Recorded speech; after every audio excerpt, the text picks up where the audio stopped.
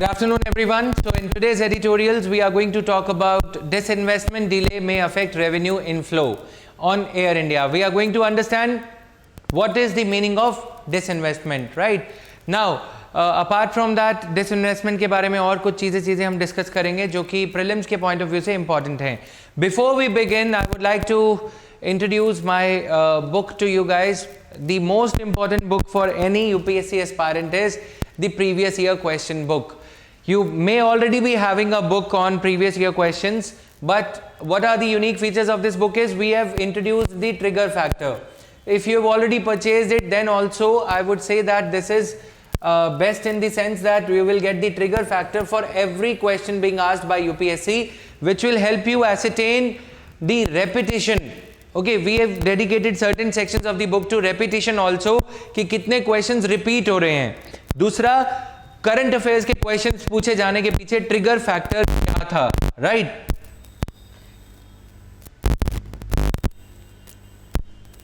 Okay, तो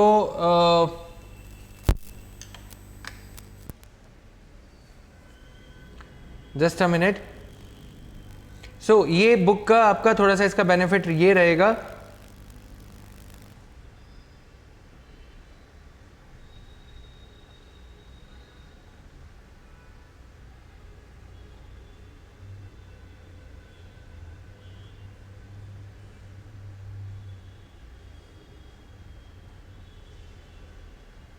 just give me 1 minute. Now, Akash, your query seems to be quite unique to me. Still, I'll personally look into it today.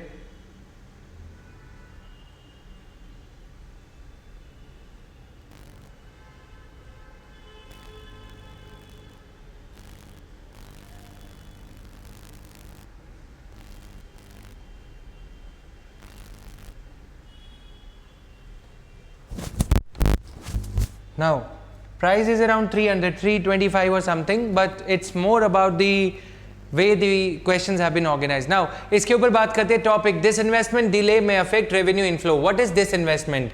Disinvestment means sale or liquidation of assets by the government to raise revenue. Main objective of disinvestment क्या होता है? Reducing the fiscal burden, the financial burden, improving public finance, encouraging private ownership, funding growth of the company. कभी कभी ये चारों objectives हैं. Sometimes UPSC में ask these things in the prelims examination as well. Okay, so you need to be very very particular about all this. Then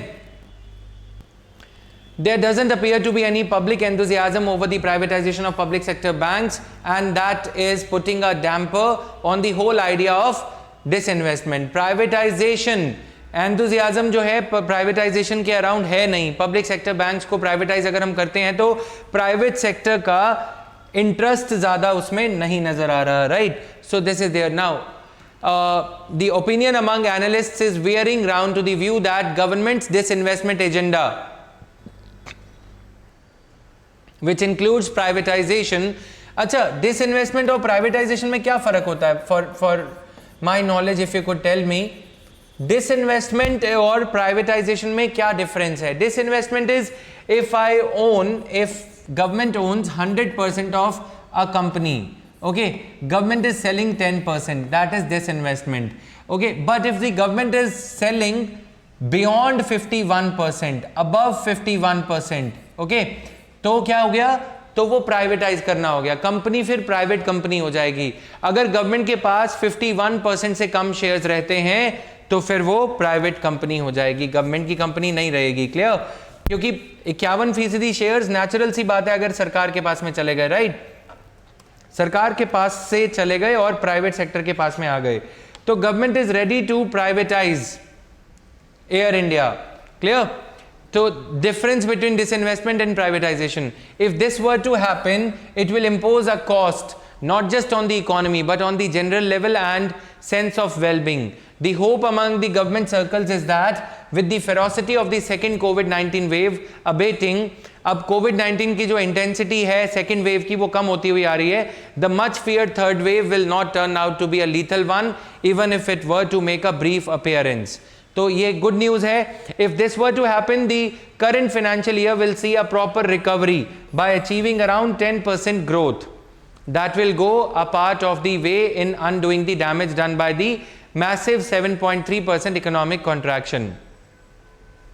ठीक है, इस साल में प्रॉपर रिकवरी हो सकती है by achieving around 10% growth rate.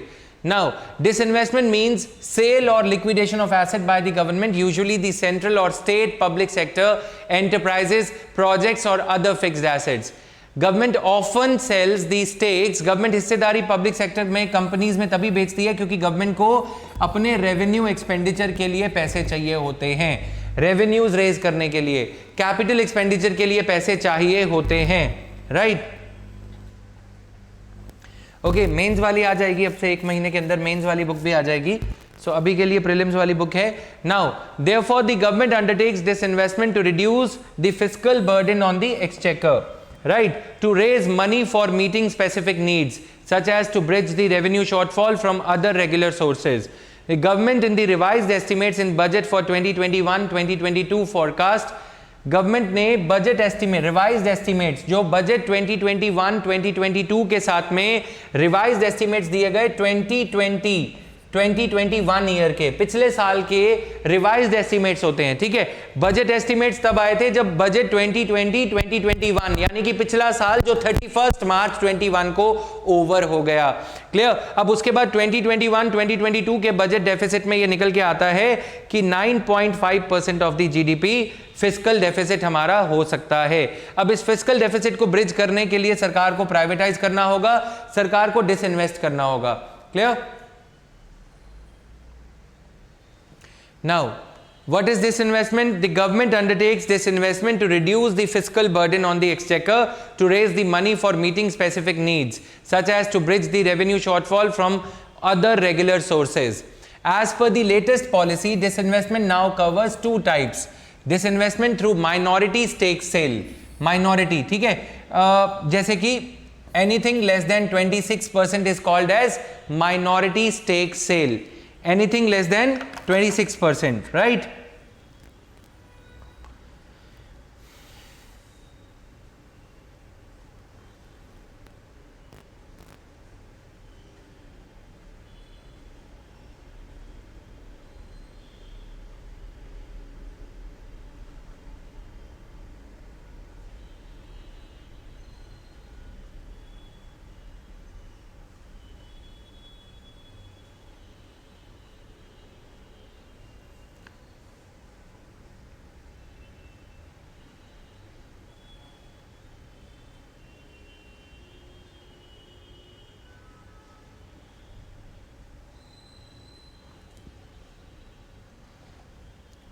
Clear? So this is there. Now,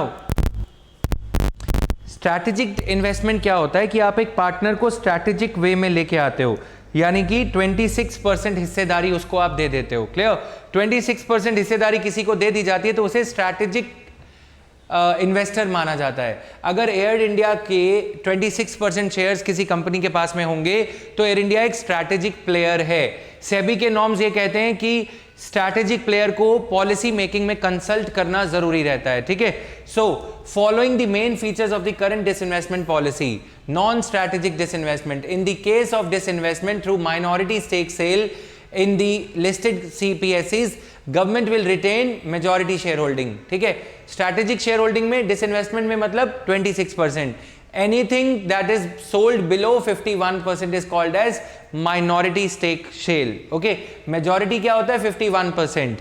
अगर किसी कंपनी को, जैसे मान लो सरकार ने अगर एयर इंडिया के 51% शेयर्स रिलायंस को बेच दिए, रिलायंस पेट्रोकेमिकल को, अंबानी को बेच दिए, तो Ambani is going to be a majority stake holder, right?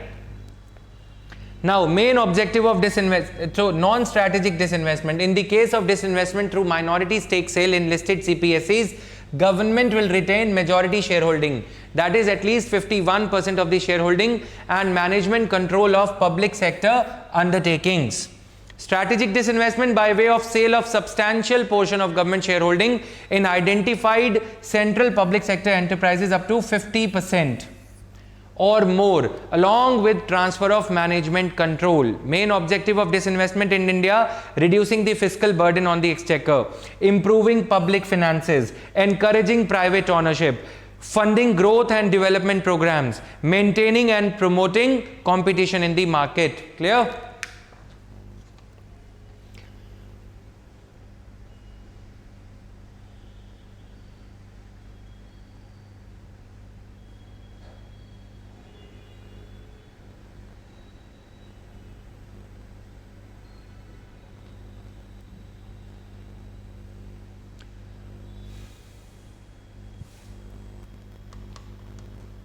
Okay, so this is there.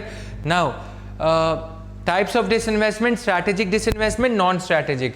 Strategic disinvestment में क्या होता है, जिस भी कंपनी को, जिस भी शेयर होल्डर को आपने 26% शेयर्स बेचे हैं, वो आपकी स्ट्रैटेजी बनाने के टाइम पे आपको उसको बुलाना पड़ेगा, उसको, उसके बोर्ड ऑफ डायरेक्टर्स कंपनी में होंगे. ठीक है, जैसे जिनके पास शेयर्स होते हैं वो कंपनी में बोर्ड ऑफ डायरेक्टर्स अपॉइंट करने के राइट्स रखते हैं.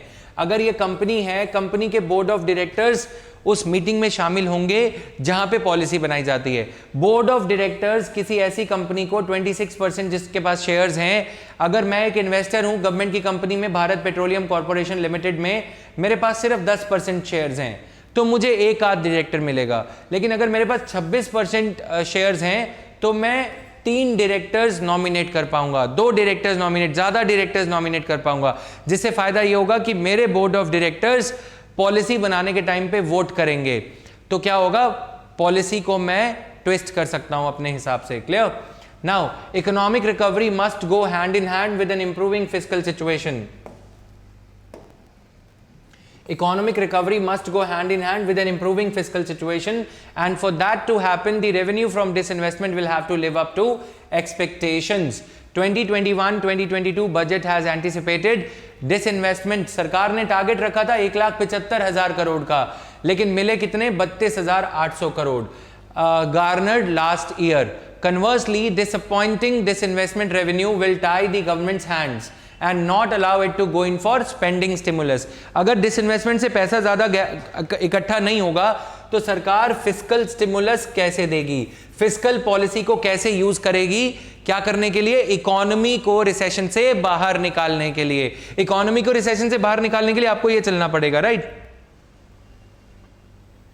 अफजल स्ट्रैटेजी फॉर इकोनॉमी, बच्चे मैंने आपको बताया था कि संजीव वर्मा नाम की एक बुक आती है, वो पढ़नी पड़ेगी. Otherwise go for the live course that is going on, speak with the team that they will tell you. strategy as such economy की कोई नहीं है, concepts clear होने चाहिए.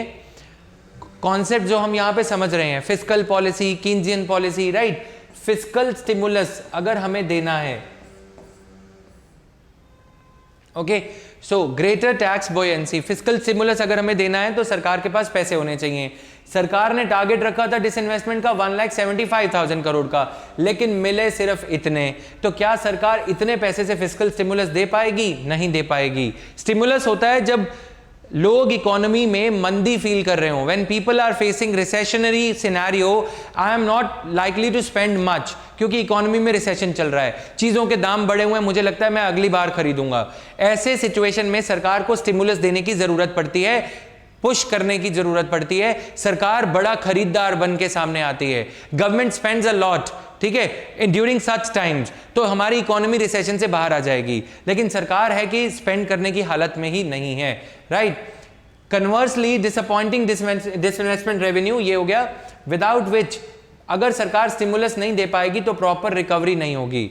Government is seeking to garner resources through 2 main sources. क्या क्या sources है सरकार के पास? ग्रेटर टैक्स बोयेंसी, दूसरा सक्सेसफुल डिसइन्वेस्टमेंट. टैक्स बोयेंसी होता है कि कितने लोग एक्चुअल में टैक्स पे करने जा रहे हैं, क्या हमारी कंट्री की टैक्स बोयेंसी अच्छी है या नहीं. ठीक है,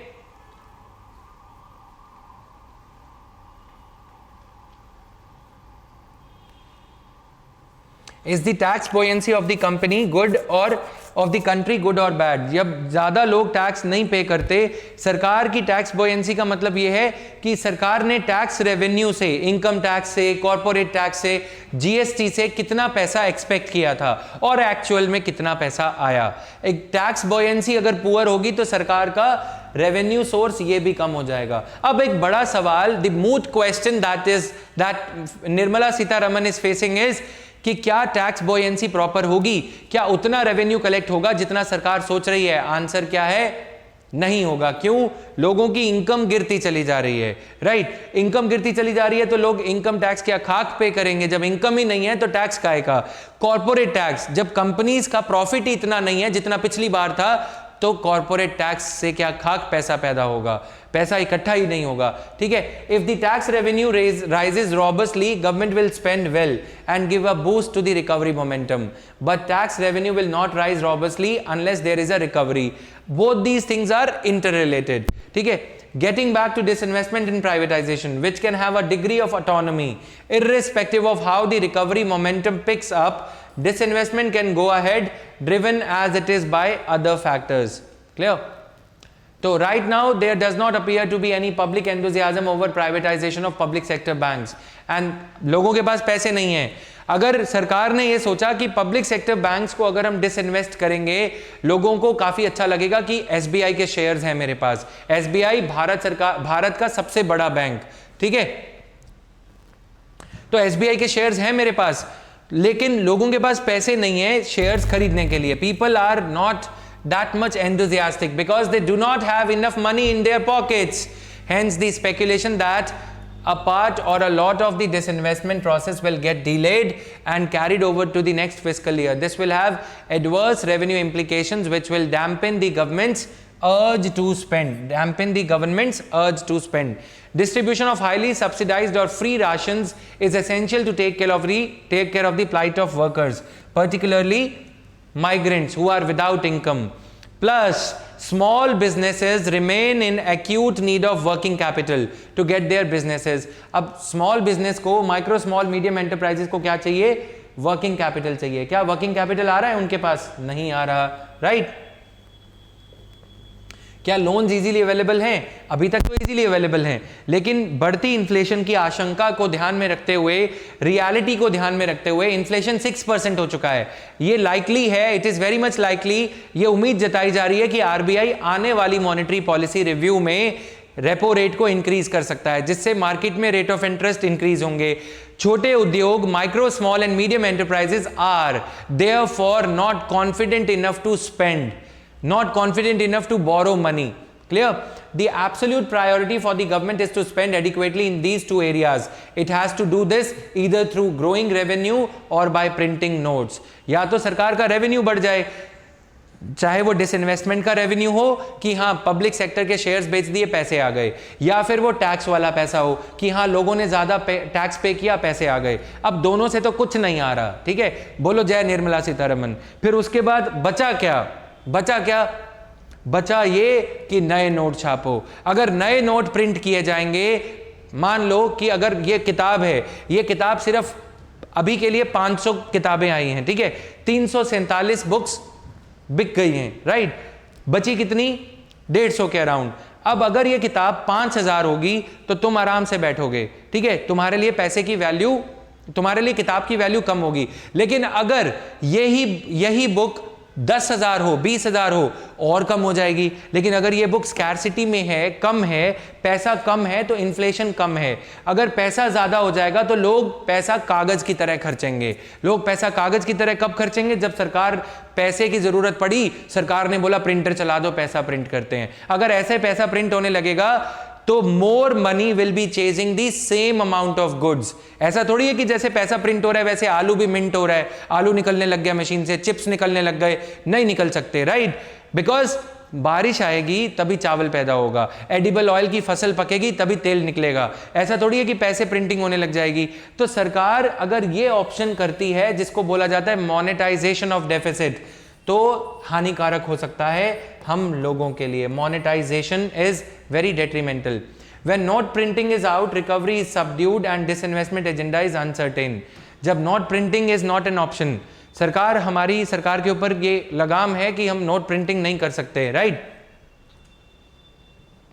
fiscal stimulus will be temporary. Aditi, what is disinvestment? Discuss the need for disinvestment in the context of economic growth of India.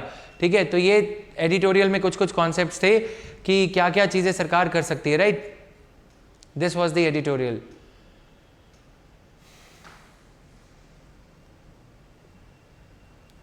Okay, उधर और भी प्रॉब्लम्स इसमें शेयर करी गई हैं कि एनपीएस बढ़ते चले जा रहे हैं, राइट।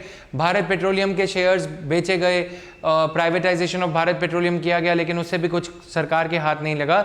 एलआईसी का आईपीओ आना है, the individual cases bear listing, privatisation of Air India faces uncertainty with Cairn India seeking to lay its hand on national carriers international assets. Air India के कुछ एसेट्स यूके में हैं, उनके कुछ hotels हैं एयर इंडिया के, ठीक है। अब हमने कैन इंडिया, पिछले दिनों मैंने आपको एडिटोरियल में बताया था कि कैन इंडिया जो कंपनी है, सरकार के खिलाफ उसने केस किया था और सरकार के खिलाफ केस किया था, उसमें ये कैन इंडिया जीत गई है। कैन इंडिया को सरकार को 1.2 बिलियन डॉलर्स देने हैं, सरकार ने देने से मना कर दिया है। तो यूके के कोर्ट ने यह कहा है कि अगर भारत सरकार, अगर government of India can India के एसेट्स के पैसे नहीं चुकाती तो क्या होगा, एयर इंडिया के जो एसेट्स हैं फॉरेन कंट्री में, यूके में, उनको जब्त किया जा सकता है। अब ऐसी सिचुएशन में कौन एयर इंडिया को खरीदना चाहेगा? एक तो एयर इंडिया पहले जो है केयर इंडिया बन चुकी है, भारत को उसकी केयर करनी पड़ रही है सरकार को, ठीक है।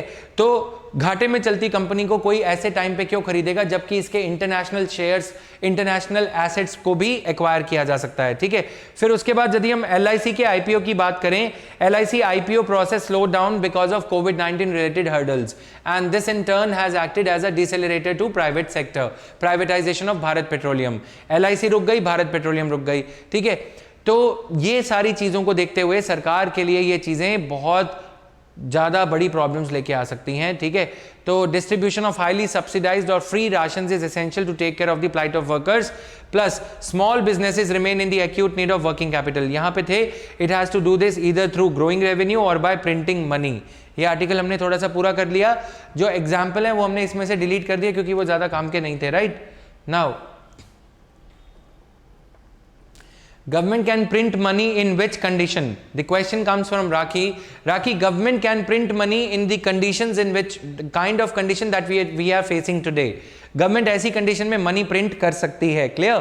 करनी चाहिए, लोगों को पैसा देना चाहिए क्योंकि और कोई चारा नहीं बचा। लेकिन अगर हम मनी प्रिंट करेंगे बच्चे तो क्या होगा, वो बढ़ जाएगी, क्या बोलते हैं इसको, इन्फ्लेशन बढ़ जाएगी, ठीक है। इन्फ्लेशन बढ़ जाएगी तो फिर उस गरीब आदमी की केयर के लिए, जिसके लिए पैसे छापे जाएंगे नए, वही सबसे ज्यादा नुकसान में रहेगा, ठीक है। Caring for the elderly, social issues का ये आर्टिकल है, the maintenance and welfare of the parents and senior citizens, key issues of the bill, ये सारा कुछ देखेंगे।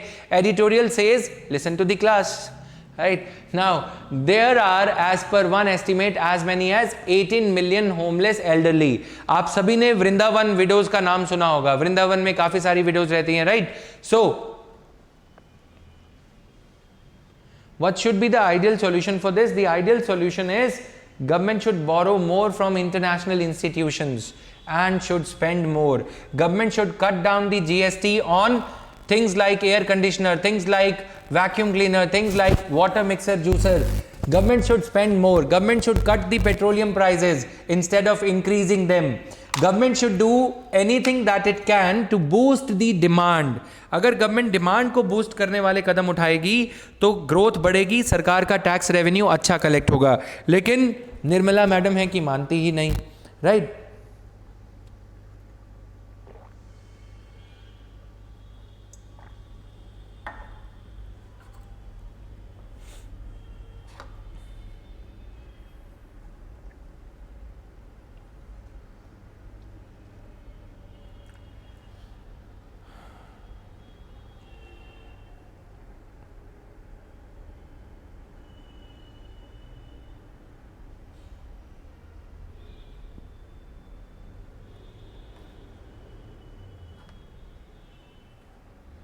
ठीक है। तो अब सरकार अगर चिंदीगिरी करने लग जाएगी, ये बोलेगी कि तेल का दाम हम बढ़ा रहे हैं। तुम्हें लगता है कि जब गरीब आदमी के पास सरसों का तेल लगाने को नहीं है, पेट्रोल का दाम 100 रुपये लीटर कर दिया, घूमने जाएगा वो तो छोड़ ही दो, बुक्स मंगानी होती है ना, ये बुक्स आती हैं तो ट्रांसपोर्टेशन के चार्जेस जहां पहले 500 लगते थे अब 700 लगते हैं। चेयर्स मंगवाई थी इंस्टीट्यूट के लिए, 800 रुपये कैरेज चार्जेस। मैंने बोला क्यों भाई? बोला कि 90 सेकंड की ट्रैफिक लाइट है, 1 2 3 4 5, उसके बाद 100 रुपये लीटर तेल हो गया। फिर आदमी सोचता है कि चलो यार स्टूडेंट तो बाद में ही आएंगे अभी, ठीक है, 15-20 स्टूडेंट आएंगे तो 15-20 की जगह 50 चेयर्स पड़ी हैं तो 100 चेयर बाद में मंगवा लेंगे। बाद में के चक्कर में जो कुर्सी बनाने वाला वर्कर है उसकी नौकरी तो गए हो, राइट, ठाकुर तो गए हो, अब नौकरी उसकी चली गई, वो अपने बच्चे को पार्ले जी खिलाएगा? नहीं खिलाएगा, उसके पास पैसे ही नहीं है, पार्ले जी कहां से खिलाएगा? पार्ले जी में जो वर्कर काम कर रहा है उसकी नौकरी गई, राइट। फिर जो गन्ना किसान है जो पार्ले जी को चीनी बेचता था, चीनी की डिमांड कम हो गई। क्या वो किसान चीनी जब कटती है, शुगर मिल में चीनी पिसती चीनी बनती है, गन्ने की जो क्रॉप कटती है, क्या वो किसान के घर में मिठाई आएगी? नहीं आएगी, राइट। मिठाई की नौकरी गई, हलवाई की नौकरी गई। तो सरकार को ये समझ में नहीं आ रहा, कोई जाके समझा दो जरा, राइट। नाउ तो there are as per one estimate as many as 18 million homeless elderly persons in India. The Longitudinal Aging Survey of India 2020 conducted between April 2017 and December 2018 reported that almost 5% of people aged 60 years and above had faced abuse, some at the hands of those closely related to them. Elderly population in India is set to rise to 20% overall. ये हमारा जो अभी time चल रहा है ना, ये golden time है। मेरा जो अभी टाइम चल रहा है, मैं जवानी में हूं, मैं जितना कमा लूंगा उतना अच्छा है। मेरे देश का भी उसी तरह अभी जो टाइम चल रहा है, मेरा देश युवा देश है। हमारी जो मीडियन एज है वो 30 ईयर्स से नीचे है, 26 ईयर्स है जो हमारे भारत की आबादी है। अगर आज जो हम अपने डेमोग्राफिक डिविडेंड को युवा पीढ़ी जो है जितना ज्यादा कमाएगी, उसी से ही प्रोविजनिंग हो पाएगी इन लोगों की जो कल को हम बूढ़े होने वाले हैं, ठीक है। हम जब बूढ़े होंगे तो हमारे लिए हमें जो सेविंग करनी है वो आज करनी है, हमारे देश को हमारे लिए जो सेविंग करनी है वो आज करनी है, इस बर्डन को मीट करने के लिए। क्लियर? आज हमारे यहाँ बूढ़े लोग जो हैं, एल्डरली पॉपुलेशन वो है 8.6%, लेकिन 2050 तक यानी कि आज से 30 साल बाद लगभग हमारे यहाँ बूढ़े लोग 20% हो जाएंगे टोटल पॉपुलेशन का, 1/5। This means abandonment of elderly and lack of maintenance could become a serious threat to society's wellbeing. इस एंड पे, इस मंशा को, इस चीज को ध्यान में रखते हुए सरकार ने maintenance and welfare of parents and senior citizens amendment bill pass किया था, that is scheduled for enactment in the ongoing monsoon session, would seem to be a step in the right direction. Okay, the bill brings step children, adoptive children, children in law, adoptive children। अगर किसी बच्चे ने, अगर किसी बूढ़े माँ बाप ने एक बच्चे को, एक श्रवण कुमार को गोद लिया था मान लो, ठीक है, वो श्रवण कुमार प्रॉपर्टी लेके फुर्र हो गया, उसको जिम्मेवार ठहराया गया है मेंटेनेंस ऑफ पेरेंट्स के लिए, मेंटेनेंस ऑफ सीनियर सिटीजन्स के लिए, ठीक है। Legal guardians of the minor children under the definition of children, यानी कि बच्चे की डेफिनेशन काफी कॉम्प्रिहेंसिव कर दी है, वो बच्चा जिसको माँ बाप की केयर करनी होगी। क्लियर? आ रहा हूं मैं, पॉलिटिक्स में आ रहा हूं थोड़े टाइम में, तब देखेंगे finance minister, right. Now under the act maintenance tribunals में direct children to pay a maximum of ₹10,000 per month. Maintenance tribunal, इस maintenance of senior citizens act के अंडर मेंटेनेंस ट्राइब्यूनल्स बनाए गए हैं। दे में direct children to pay maximum of ₹10,000 per month as the maintenance amount. ये 10,000 रुपए में आजकल क्या आता है भाई? एक भैया बढ़िया मोबाइल भी नहीं आता अगर पूछो तो, राइट। 4 GB रैम वाला मोबाइल भी नहीं आता है ना, अच्छा मोबाइल जिसे हम वीवो टीवो कहते हैं, वो भी नहीं आता। यहाँ 10,000 रुपए में एक व्हील चेयर भी नहीं आएगी अच्छी, अगर गरीब जो हमारे सीनियर सिटीजन्स हैं उनकी बात करें। एक्ट में ये जो लेकूने हैं इसको सुधारने की बात है। The bill removes this upper limit on the maintenance fee. अगर किसी का बच्चा NRI है, यूएस में पढ़ रहा है या पढ़ा के माँ बाप ने भेज दिया, तो उसकी पे के अनुसार, उसकी इनकम के अनुसार माँ बाप को उसको मेंटेनेंस देनी पड़ेगी, ना कि 10,000। एक्ट में जो लेकूने हैं, अमेंडमेंट बिल उसे रिमूव करने की कोशिश कर रहा है, और हम यहाँ पे अमेंडमेंट बिल के फीचर्स को डिस्कस कर रहे हैं। Good morning everyone. The act provides for senior citizens to appeal the decision of the maintenance tribunal. ठीक है, सीनियर सिटीजन्स के पास ये पावर है कि अगर मेंटेनेंस ट्राइब्यूनल की जजमेंट उनको अच्छी नहीं लगती, ऑर्डर उनको अच्छा नहीं लगता, तो वो अपील कर सकते हैं। ठीक है, bill allows children and relatives also to appeal decisions of the tribunal. The bill provides that if children or relatives fail to comply with the maintenance orders, the tribunal may issue a warrant to levy the due amount. Failure to pay such fine may lead to imprisonment of up to 1 month or until the payment is made. Bill provides for regulation of private care homes for senior citizens and institutions providing home care services.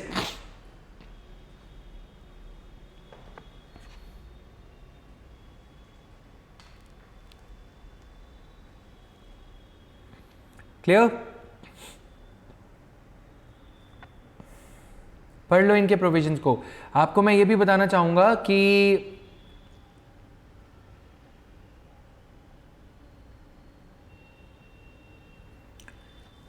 अगर senior citizens act के तहत ये भी power है, अगर मैं एक person की बात करूं, राजपुरा में एक केस हुआ था पंजाब में 2006 में, पहली दफा ये केस हुआ था। इसके अंदर पेरेंट्स ने, सीनियर सिटीजन्स ने अपने बच्चों के नाम प्रॉपर्टी कर दी, उसके बाद बच्चे बदल गए, राइट। हम 7 हैं के बाद हम 8 हैं हो गए, ठीक है। फिर क्या हुआ, वो बदल गए, उन्होंने प्रॉपर्टी मार ली अपने पेरेंट्स की। सीनियर सिटीजन्स ने कोर्ट में गए, वो उन्होंने बोला कि हमारे बच्चे हमारी केयर नहीं करते। कोर्ट ने बोला तो मैं क्या करूं, तो उन्होंने बोला कि कोर्ट को ये बोला कि आप ये ऑर्डर दो कि हमने जो प्रॉपर्टी इनके नाम कर दी, हम वो प्रॉपर्टी उनसे वापस ले लें। सीनियर सिटीजन्स एक्ट के अंडर ऐसी पावर्स भी हैं। कोर्ट ने कहा कि yes, it is very much possible under Senior Citizens Act for the parents who have given away their property to their children, if the children are not taking good care of their parents, senior citizen parents can reclaim the property, right? Clear now? Bill provides for regulation of private care Holmes, जहां senior citizens को रखा जाता है, उन private care homes को भी ये किया जाएगा। क्लियर?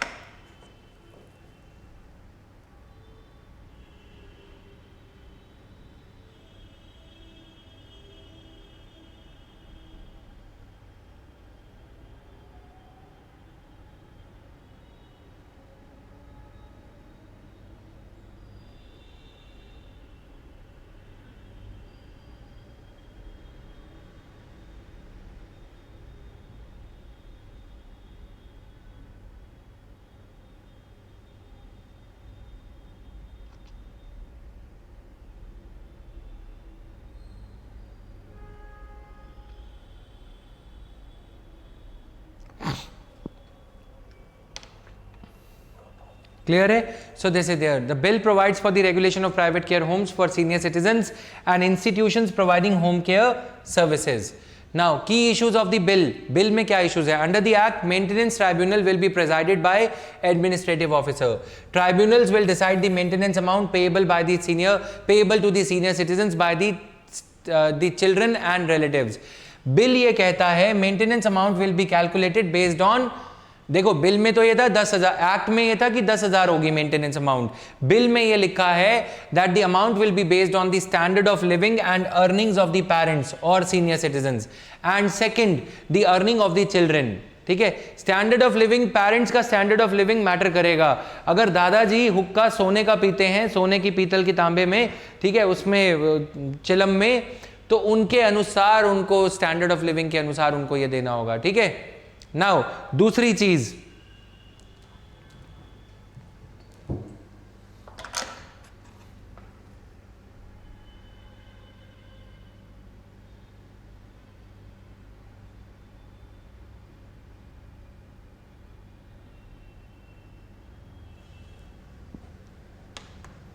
दूसरी चीज जो बच्चे की आमदनी है उस पर भी मैटर करेगा। Administrative officer may not have the judicial expertise required to determine the maintenance amount payable. ये हमारा इशू है।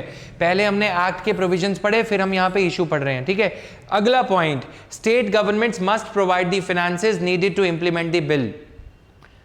हमारी कंट्री में क्रिटिसिज्म है बच्चे, क्रिटिसिज्म ये है कि सेंट्रल गवर्नमेंट ऊपर वाला बिल पास करता है, दिल नीचे वाले का निकल जाता है। स्टेट गवर्नमेंट का निकल जाता है। यूनियन ने तो बिल पास कर दिया, राइट, मोदी जी ने देखा अच्छा मैं सीनियर सिटीजन हूं, मेरा केयर टेकर कौन, अमित शाह का बेटा, अगर मेरी केयर अच्छे से नहीं करेगा अमित शाह का बेटा तो सीनियर सिटीजन बिल बना दिया उन्होंने। लेकिन सीनियर सिटीजन बिल इंप्लीमेंट कौन करेगा, स्टेट गवर्नमेंट। क्या स्टेट गवर्नमेंट के पास रोकड़ा है क्या भैया, नहीं है। क्या स्टेट गवर्नमेंट के पास पैसा है, नहीं है। स्टेट गवर्नमेंट के ऊपर बर्डन क्यों डाला जाता है, बिल पास किया आपने ऊपर, तो क्या आपको नीचे बिल इंप्लीमेंट करने के लिए फैसिलिटेटरी कंडीशंस प्रोवाइड करने के लिए स्टेट गवर्नमेंट्स को कुछ आर्थिक मदद, फाइनेंशियल हेल्प नहीं देनी चाहिए, राइट?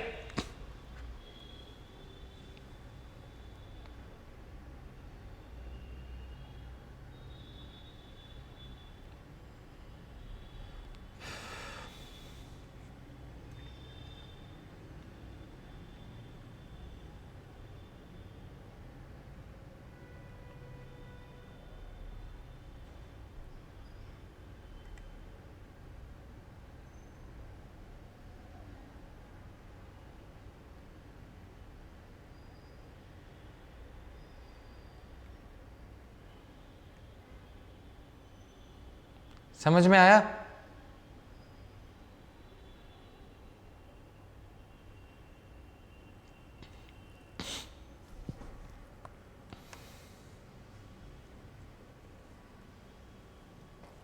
ग्रैंड चिल्ड्रन ऑल्सो, ठीक है, बच्चे की डेफिनेशन पढ़ी तो है, good morning. Definition of children में देखो क्या क्या लिखा है, step children, adaptive children, children in law, legal guardians, ठीक है, माइनर चिल्ड्रन, उनको भी केयर करनी पड़ेगी, ठीक है। Now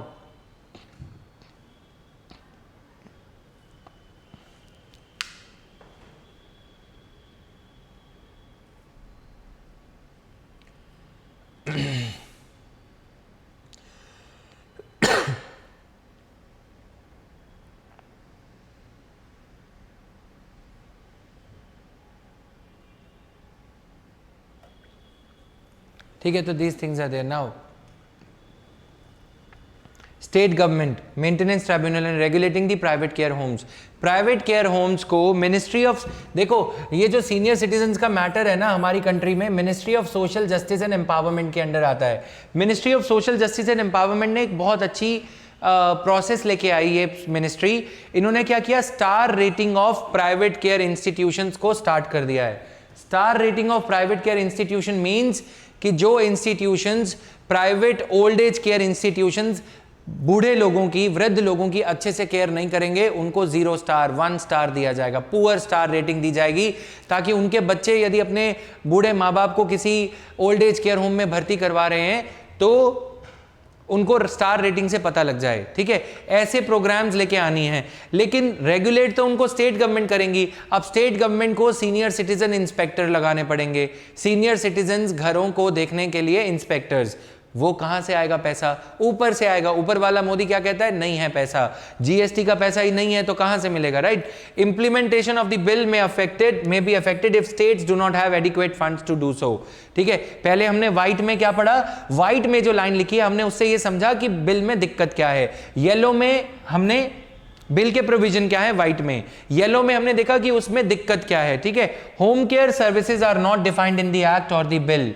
note that home care services can cover a range of activities. अब बिल में तो ये लिखा है कि होम केयर सर्विसेज को भी बिल रेगुलेट कर रहा है, लेकिन होम केयर सर्विसेज का मतलब क्या है, डेफिनेशन नहीं दे रखी, राइट। होम केयर सर्विसेज में बहुत कुछ आ सकता है, कुकिंग, क्लीनिंग, एडमिनिस्ट्रिंग, ड्रिप्स हो गया। It is unclear which service will be classified and regulated as home care services. So it is high time that India should wake up to the reality of its growing number of elderly citizens. India has to wake up to their plight.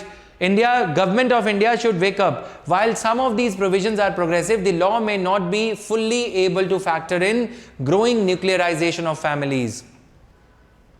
ठीक है, economic constraints. Now how can you use this for UPSC mains.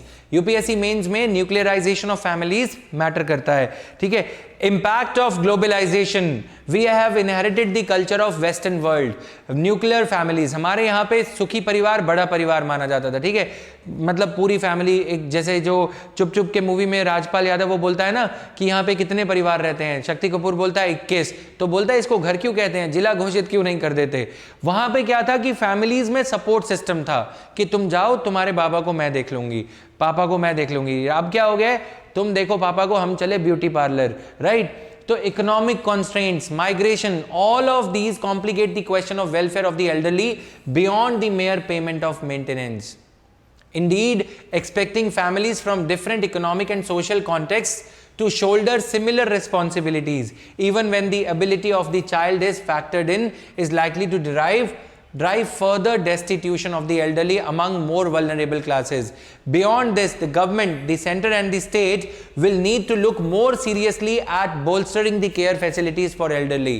2007 का जो child ये senior citizen act है, it envisages at least 1 old age care home in each district. क्या वो आज तक बनाया गया? 13 साल हो चुके हैं. मेंस में क्वेश्चन ड्यू है इसका, समझ रहे हो. एक तो बिल आ गया है, ऊपर से पुराने एक्ट को 15 साल हो गए, एक वैसे मान लो 7 को अगर गिन लें हम, राइट, 7, 8, 9, 10 कितने साल हो गए? 14 तो यही हो गए, फिर उसके बाद 21वां साल, तो 15 साल इसको हो चुके हैं, यानी कि एक राउंड फिगर ईयर बनता है, तो that could well become a trigger factor.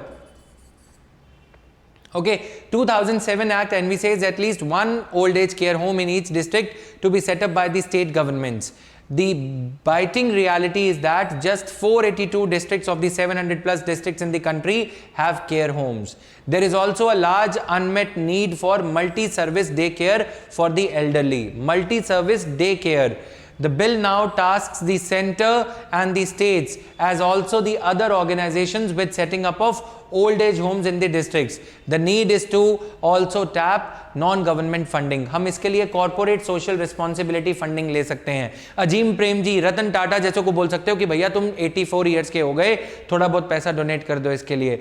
NGOs का पैसा, बिल गेट्स को बोल सकते हैं थोड़ा दिल का गेट और खोलो, right? While there is significant CSR funding, institutions like places of worship need to be roped in. Places of worship, ISKCON को बोल सकते हैं थोड़ा तुम कौन बंद करो, ओल्ड एज केयर की केयर करो, राइट, ओल्ड एज वाले लोगों की केयर करो, क्योंकि काफ़ी सारे ऐसे रिच स्ट्रेटा ऑफ सोसाइटी हमारी जो है वो अपनी दान पूंजी, चाहे वो जैनीज हों, चाहे वो बुद्धिस्ट हों, चाहे वो क्रिश्चियंस हों, मुस्लिम्स हों, अपना पैसा मंदिर, मस्जिद, दरगाह, गुरुद्वारा में दे जाते हैं, राइट. उनको ये चाहिए कि अगर उनकी ज़िंदगी अच्छी बीत गई, उनके पास बहुत पैसे हैं, they are well to do family, they are a part of the well to do family, they should donate their money to this, right.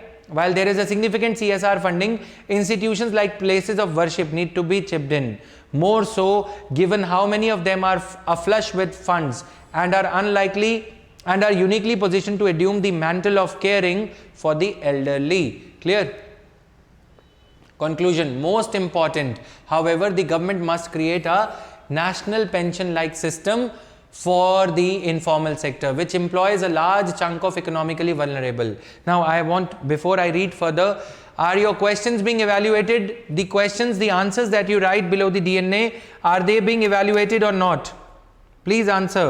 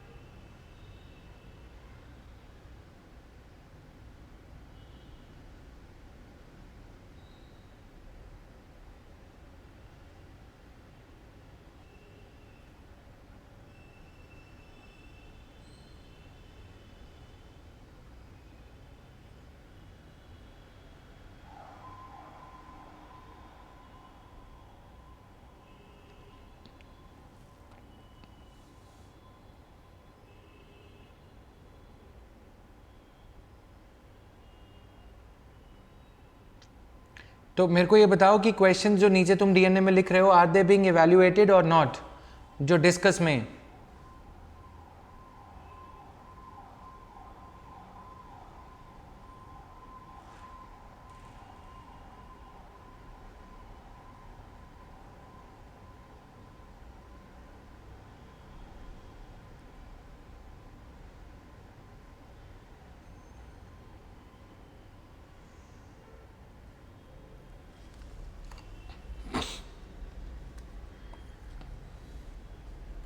Okay, Gulshan, somebody would contact you, okay, right away. Now, please start writing the answers. The Pradhan Mantri Shram Yogi Man Dhan Yojana has not seen very enthusiastic uptake. The underlying issues need to be addressed. ठीक है, तो एक तो हमने अभी तक क्या क्या किया है, आंसर जो इस पे लिखोगे, critically write down the question, critically assess the performance of Senior Citizens Maintenance Act, Maintenance of Senior Citizens Act 2007.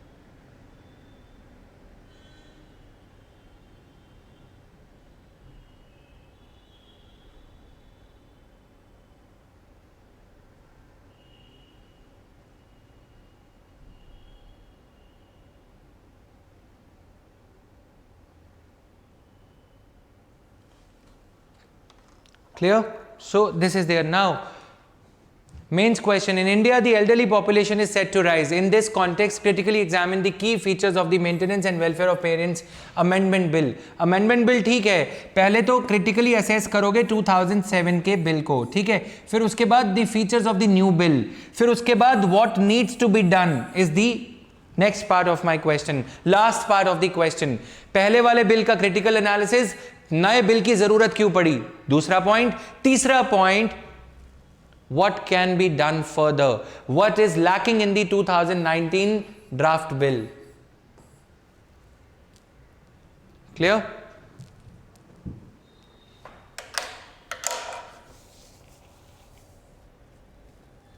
Done? So this was all in today's editorial analysis. As I said before the start of our lecture today, since we have pretty less number of these copies, because the reason that we were also skeptical of lockdown and all, so we have brought about very less number of copies, 500 copies only, even as the demand is high. I want the in-house students to book their copy right away on the website as well as on the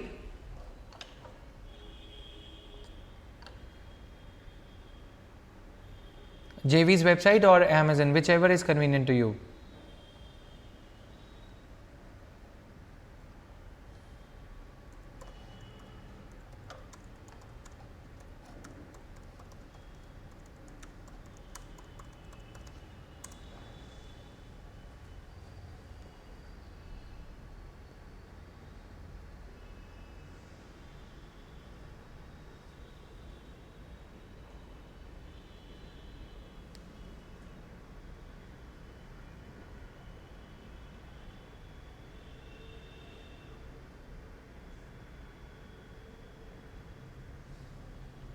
Clear guys? Thank you everyone. Thank you. मार्ग का next module कब आएगा? Okay